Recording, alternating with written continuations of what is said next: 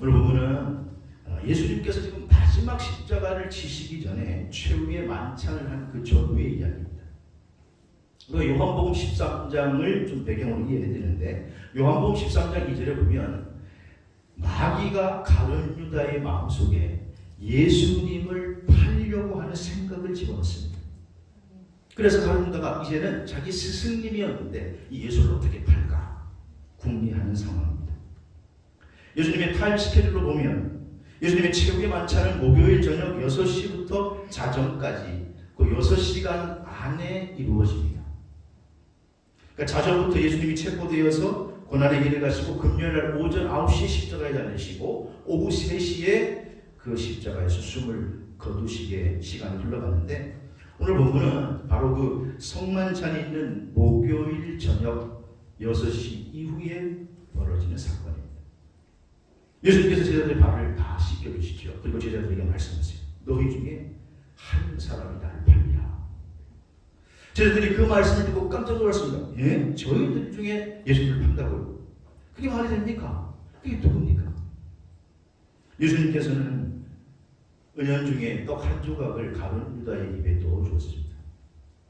아예 지목하시면서 넣어주었는데도 가룟 유다의 지금 영이 가리니까 깨닫지를 못하고, 그리고 그 마음으로 그냥 나가서 예수님을 파는 길로 걸어가게 됩니다. 가룟 유다가 나간 후에 예수님께서 또다시 말씀하시기를 사실 너희들이 다 나를 버리리라. 베드로가 말하지요. 아이 무슨 말씀입니까 주님? 내가 주와 함께 죽을지언정 내가 그런 일은 절대 하지 않을 겁니다. 예수님께서 아니야, 너는 다 굴기 전에 나를 3번이나 부인할 거야. 지금 이런 상황이 펼쳐지고 있는 것입니다. 가룟 유다는 예수님을 팔러 가고, 제자들은 지금 예수님이 돌아가실 거라고 하는 그러한 충격적인 소식 앞에 두려움과 근심과 걱정에 쌓여 있는 것이죠. 요한복음 14장, 15장, 16장을 우리가 소위 다락방 강하라, 또 예수님의 고별 설교라 이렇게 말을 하는데, 지금 오늘 본문은 두려움에 떨고 있는 제자들에게 예수님께서 처음으로 설교의 문을 여시면서 위로하는 말씀이 오늘 본문 요한복음 14장 1절에서 3절까지의 말씀입니다. 그래서 오늘 본 말씀 가지고 예수님의 위로라고 하는 제목을 잡았는데, 예수님의 위로 첫 번째는 마음에 근심하지 말라, 그렇게 위로하십니다. 오늘 본문 1절에 보시면 너희는 마음에 근심하지 말라. 하나님을 믿으니 또 나를 믿으라. 여기 근심이라고 하는 이 타라소라고 하는 단어는 매우 걱정스러워가지고 마음이 지금 아주 고통스러운 상태를 의미합니다. 지금 남겨진 제자들은 자기들이 감당해야 할 그 고통이, 그 어려움이 가벼운 것이 아니라 무거운 것이다 라고 하는 것을 의미합니다. 그래서 예수님은 지금 이런 제자들에게 마음에 근심하지 말라 그렇게 말씀하세요.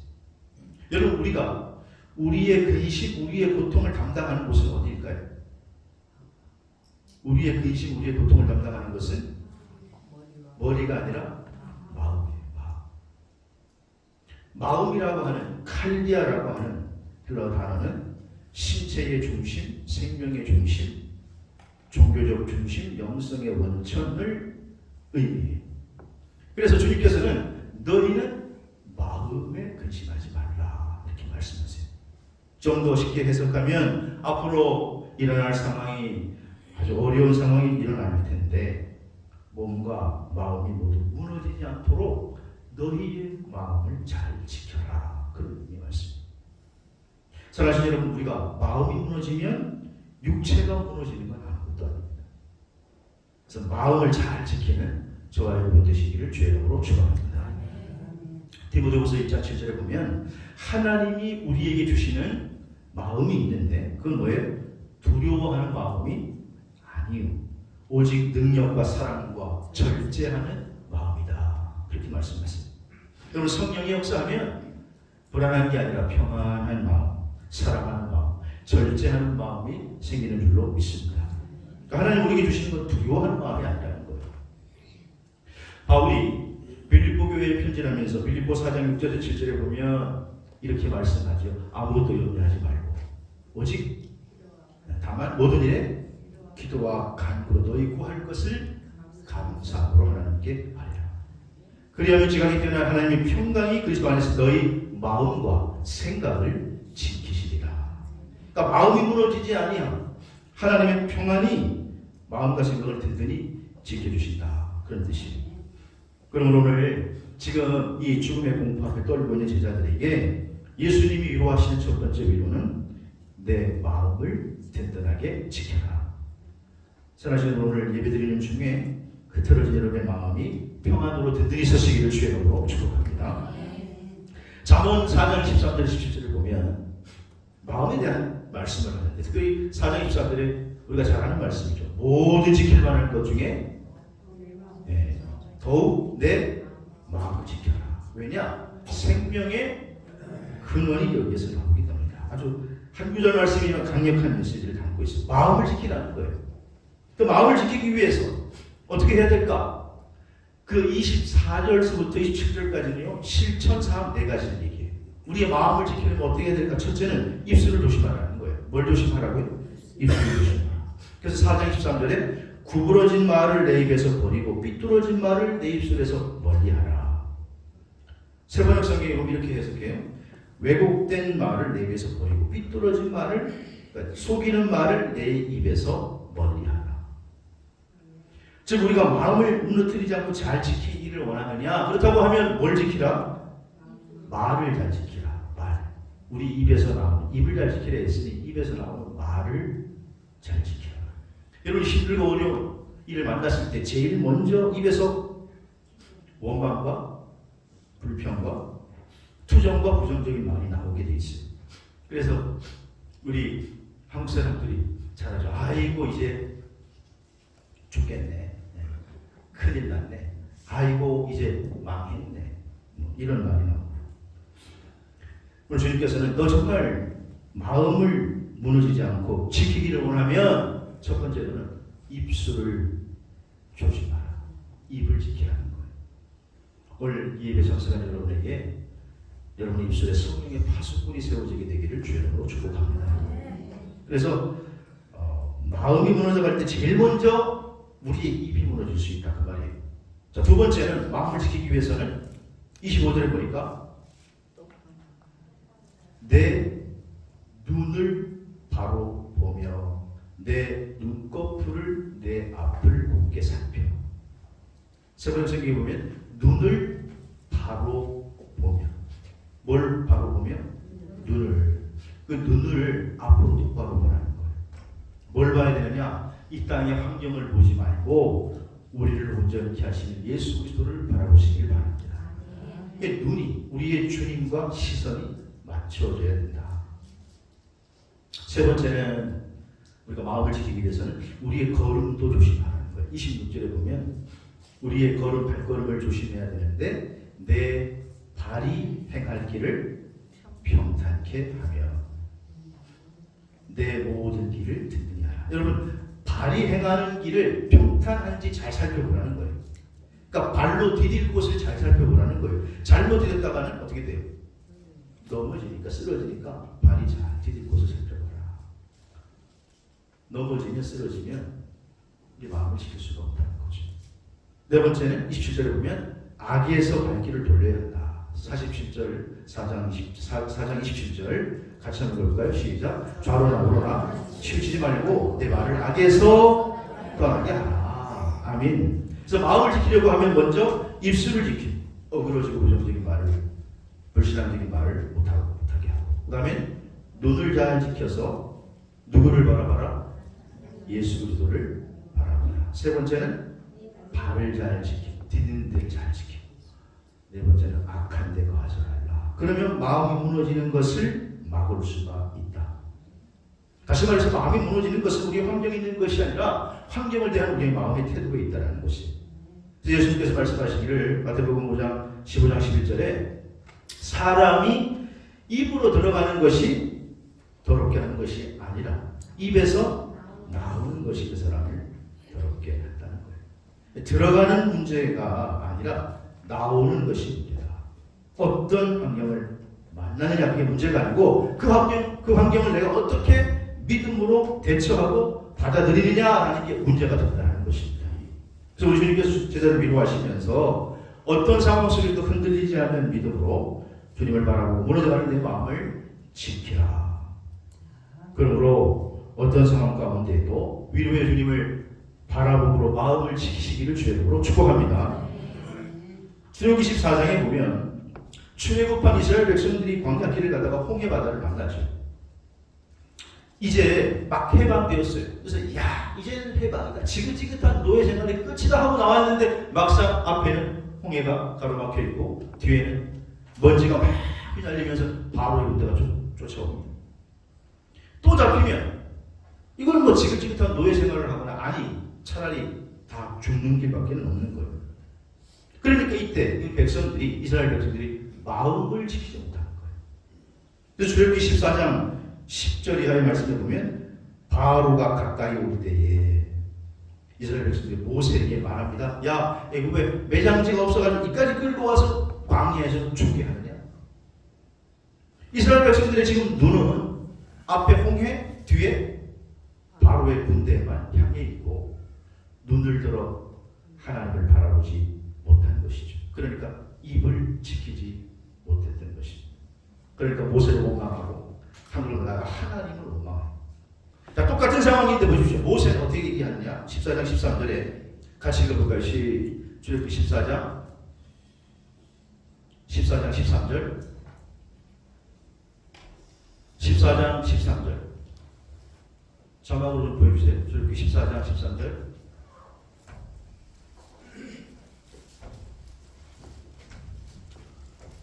자막이 안 나오네. 14장 13절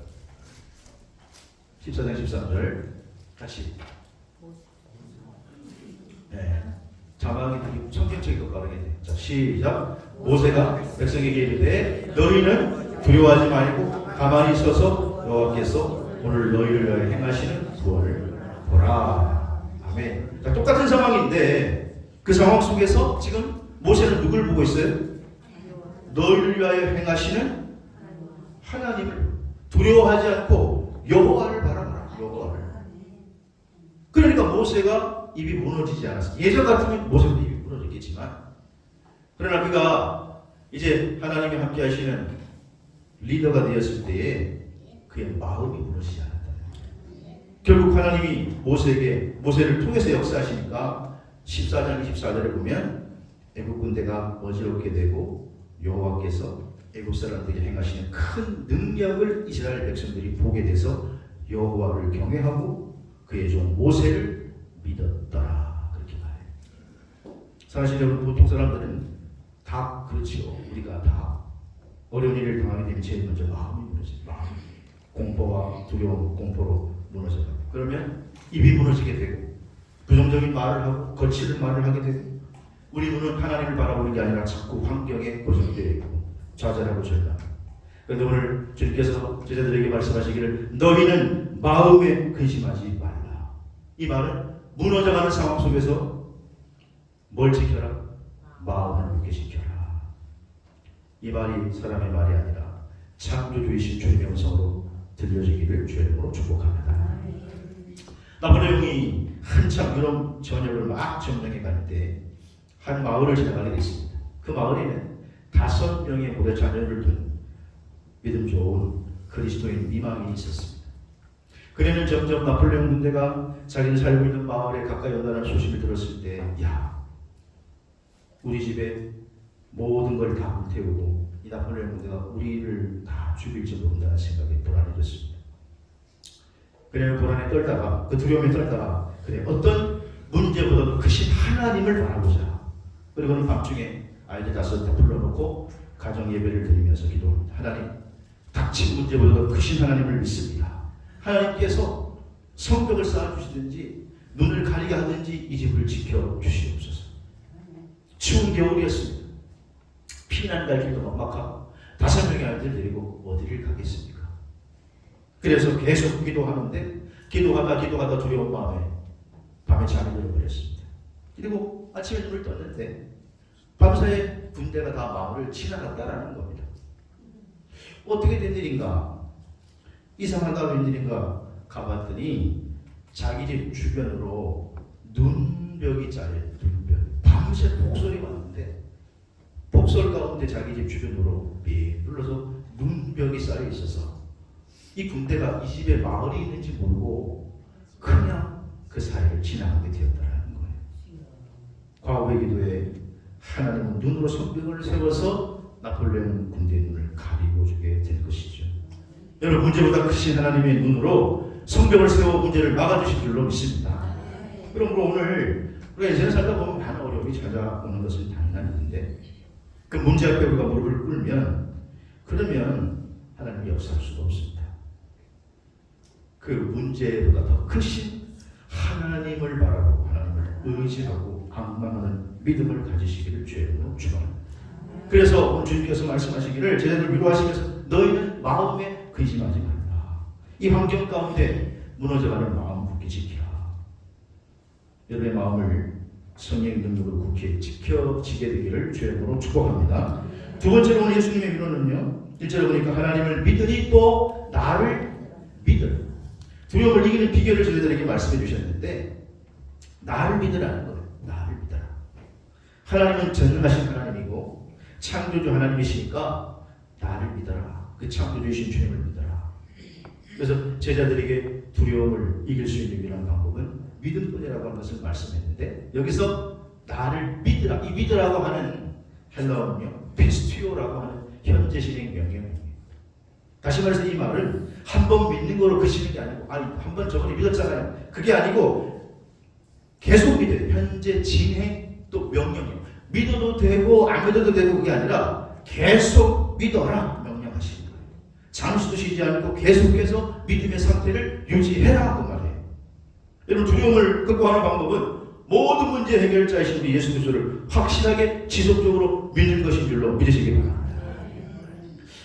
마가복음 5장에 보면 이제 12해 동안 혈루증을 앓던 여인이 등장하죠.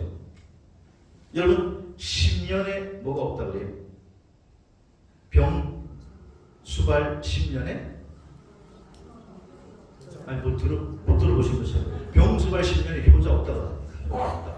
네. 그런데 12년을 병을 앓았으니, 그러니까 혈류병은 하혈하는 병인데 유대인들은 하혈하는 병을 당시엔 저주받은 병이라 간주했습니다. 그러니 이걸 남에게 얘기할 수 없고 이 병을 고치느라고 이 의원 저 의원 다 찾아다녔는데 세상만 다 달리고 성경의 기록에 보면 괴로움만 더하였더라. 얼굴이 창백해지고 점점 병도 중화해 가는 거예요. 그러니까 이 여인은 마음의 근심과 염려와 정말 소망이 없는 절망의 삶을 살아가고 있었습니다. 그런데 어느 날 이 여인에게 나사렛 예수에 대한 소문이 들려요. 마가복음 5장 27절에 보니까 예수의 뭘 듣고? 예수의 소문을 듣고. 여러분, 듣는 것이 복인 줄로 믿습니다. 왜냐? 믿음은 들으면서 오기 때문에 그런 거예요. 나사렛 예수에 대한 소식을 들었어요. 나사렛 예수는 무슨 병인데 다 고친대? 죽은 나사렛도 고쳤대. 무리도 걸으셨대. 그러니 이 여인이, 내가 지금 공개적으로는 예수님께 나가서 고쳐달라고 하지 못하지만 무엇이든지 다 고칠 수 있는 이 예수님께 슬쩍 뒤에 가서 옷자락이라도 붙들면 병이 낫겠다, 그런 마음 들었습니다. 마음에서부터 믿음이 발동한 거예요. 그래서 그런 마음을 드니까 그런 마음으로 끝난 게 아니라 행동으로 옮겼어요. 그래서 무리 가운데 끼어서 5장 20절에 보면 그 슬쩍 옷자락을 만졌더니 그의 혈루 근원이 곧 마름에 병이 나온 줄을 몸이 깨달으니라. 아멘. 혈루 근원이 말았다는 거예요. 예수님 옷자락을 만졌더니. 그러니까 예수님께서 가던 길을 멈추고, 야, 누가 내 옷을 만졌느냐? 아이고 예수님, 지금 온 무리들이 지금 안 보이시니까 밀치고 엎치고 하다 보니까 누가 슬쩍 건드렸겠죠. 아니다. 누가 내 옷을 만졌다. 믿음을 가지고 만졌다는 거예요. 믿음을 가지고. 그러니까 이 여인이 더 이상 숨길 수가 없어서 예수님께 자기의 사정을 말했지요. 그랬더니 마가복음 5장 34절에 예수께서 이르시되 딸아, 내 믿음이 너를 구원하였으니 평안히 가라, 그렇게 말씀하십니다. 선하신 여러분, 예수님의 위로 두 번째는 하나님을 믿으니 또 나를 믿으라. 이 말씀은요, 예수님을 믿고 의지해라. 그러면 내가 너의 방패가 되어주겠다. 내가 너의 돕는자가 되어주겠다. 내가 너를 붙들어주겠다. 내가 너의 인생길을 안내해주겠다. 이런 약속인 줄로 믿으시기 바랍니다. 여러분, 이 발레 가운데 가장 유명한 작품이 백조의 호수라고 하는 작품이 있어요. 차이콥스키의 백조의 호수. 그들 백조의 호수 3막에 보면 그 3막 가운데 발레의 최고 기술인 푸에테라고 하는 기술이 나와요. 푸에테라고 하는 게 뭐냐면 한 무용수가 중심에 서서 한 발로 중심을 잡고 계속해서 회전을 하는 기술을 가리켜서 푸에테라고 얘기해요. 근데 무려 그 차이콥스키의 백조의 호수 3막 가운데 등장한 여자 무용수가 그 푸에테를 32회나 합니다. 이탈리아 무용수인 레나니라고 하는 이 무용수가 최초로 그 기술을 선보였는데 여러분 몇 바퀴나 도실 수 있을 것 같아요? 네? 한 바퀴도 돌기 힘든데 32회를 계속 빙글빙글 도니까 그냥 노래와 같은 박수 소리가 나왔는데 그 32회를 돌고 그 레나니 무용수가 이슈가 돼가지고 아니 어떻게 제자리에서 넘어지지 않고 32회를 돌 수가 있습니까? 그 고난이도 기술을 어떻게 소화할 수 있습니까? 물어봤더니 무용수는 사실 비결이 있답니다. 아 그래요? 그 발레리나가 이 푸에테를 하기 위해서는 회전을 시작할 때 무대 앞에 한 관객을 지정해 놓는답니다. 요 사람 그리고 지정해 놓고 그 사람만을 집중해서 본다는 거예요.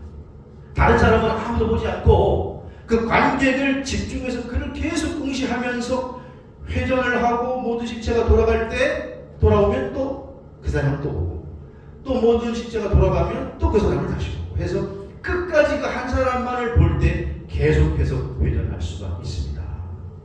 이런 식으로 32회를 돌 수 있는데 그 한 사람만 응시하는 게 넘어지지 않는 비결이라는 거예요. 제가 이걸 읽으면서 이야 그렇구나.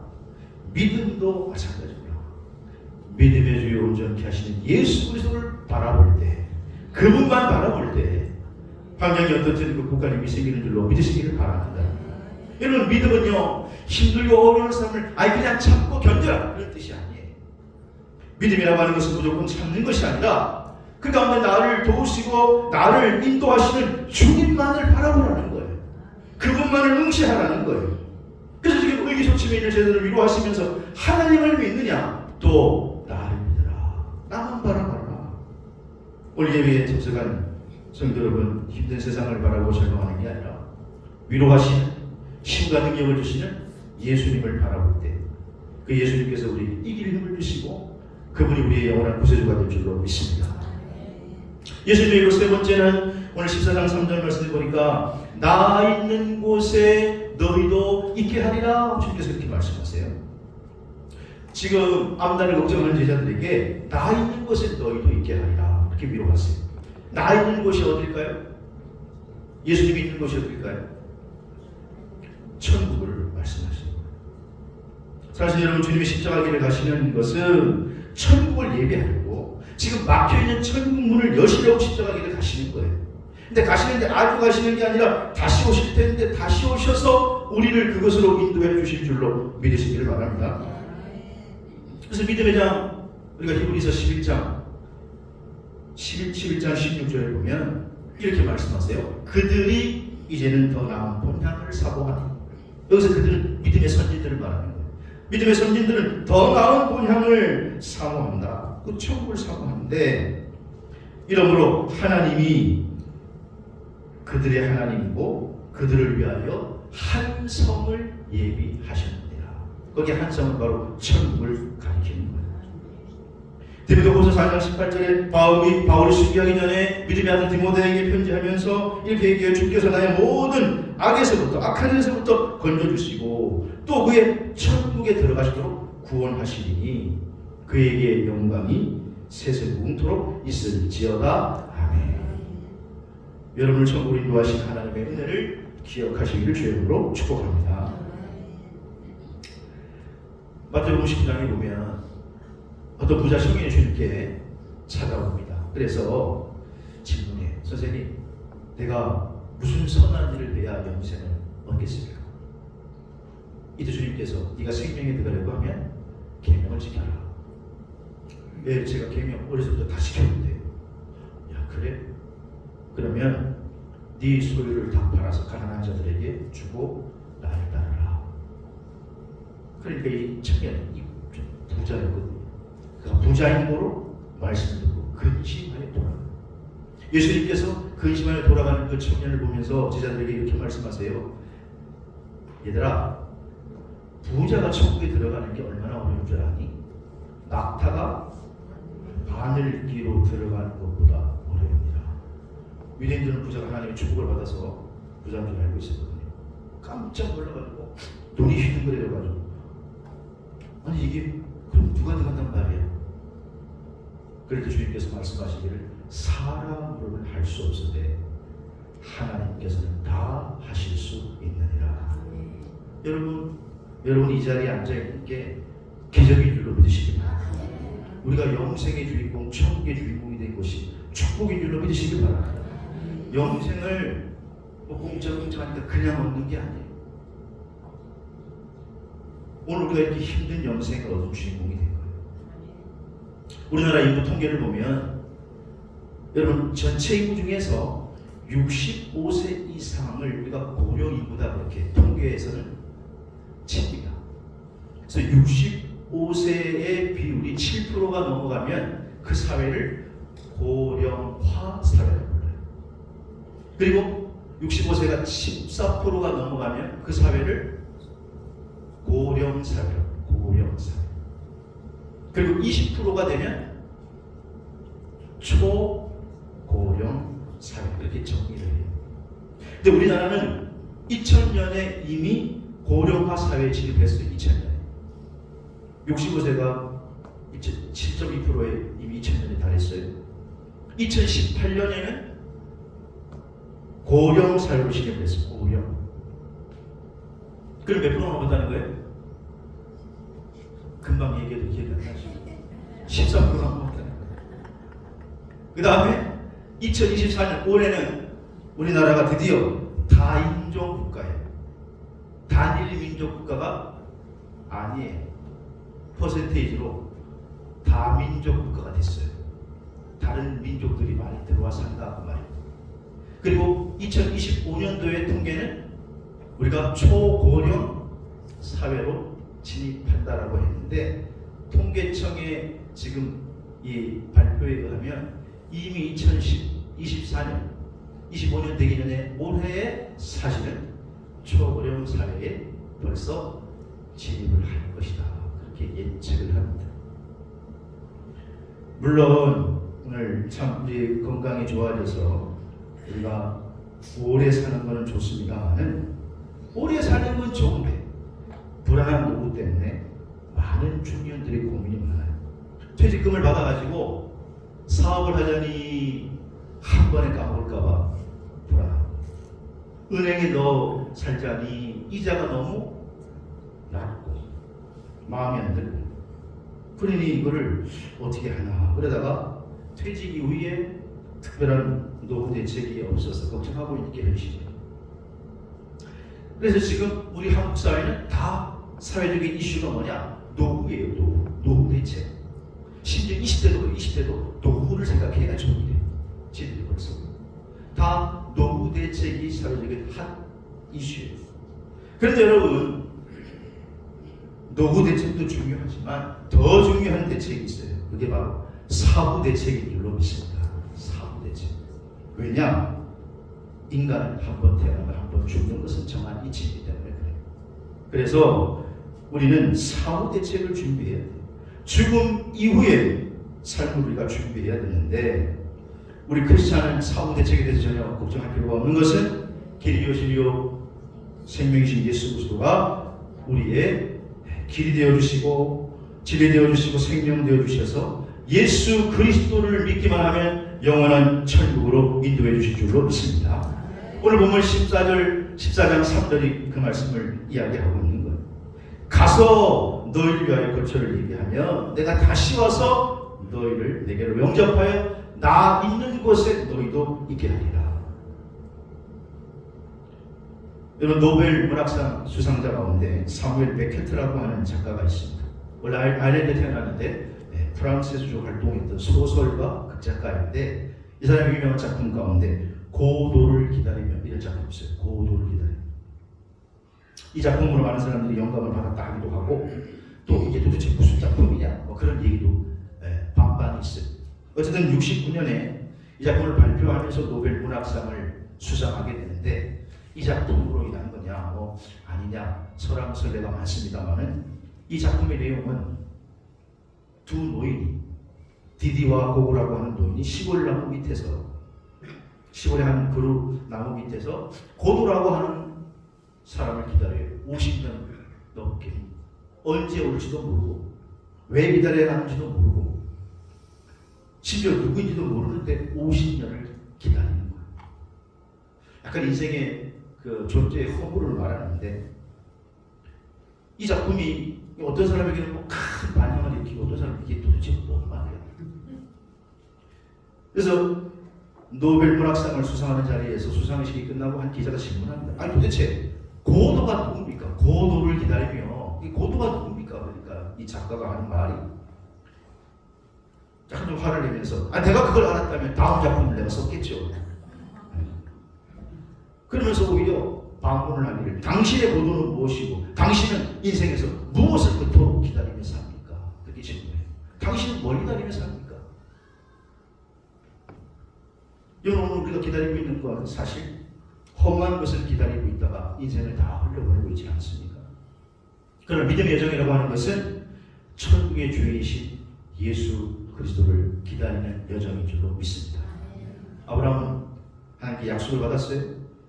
그 약속을 이삭을 받기까지 75세 부름받아서 25년을 기다린 끝에 100세 이삭을 얻었어요.